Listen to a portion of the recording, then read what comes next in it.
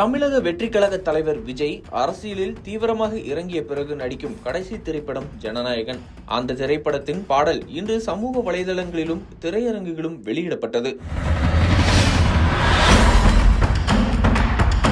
சென்னை அம்பத்தூரில் உள்ள ராக்கி திரையரங்கில் பாடல் திரையிடப்பட்ட போது பள்ளி மாணவர்களும் இளைஞர்களும் திரையரங்கம் முழுவதும் நிரம்பி இருந்தனர். பாடல் திரையிடப்பட்டதும் ரசிகர்கள் உற்சாகத்தில் குதித்தனர்.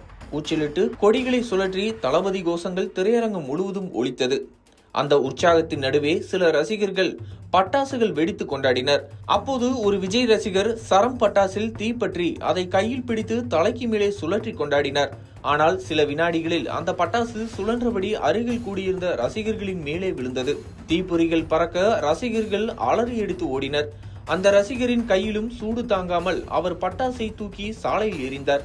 அந்த பட்டாசு சாலையில் அருகே சென்று கொண்டிருந்த அதிமுக கொடியின் வந்த காரின் மீது விழ அதிர்ச்சியடைந்த ஓட்டுநர் காரில் இருந்து இறங்கி யார் பட்டாசை எரிந்தது என தேடினார். அதற்குள் அந்த ஜென்சி விஜய் ரசிகர் தப்பித்து ஓடிவிட்டார். இந்த சம்பவம் சில நிமிடங்களுக்கு அங்கு பரபரப்பை ஏற்படுத்தியது. சம்பவத்தில் யாருக்கும் தீவிர காயம் எதுவும் ஏற்படவில்லை. ஆனால் ரசிகர்களின் இந்த அலட்சியமான பொறுப்பற்ற கொண்டாட்டம் மீண்டும் ஒருமுறை பாதுகாப்பு குறித்த கேள்விகளை எழுப்பியுள்ளது.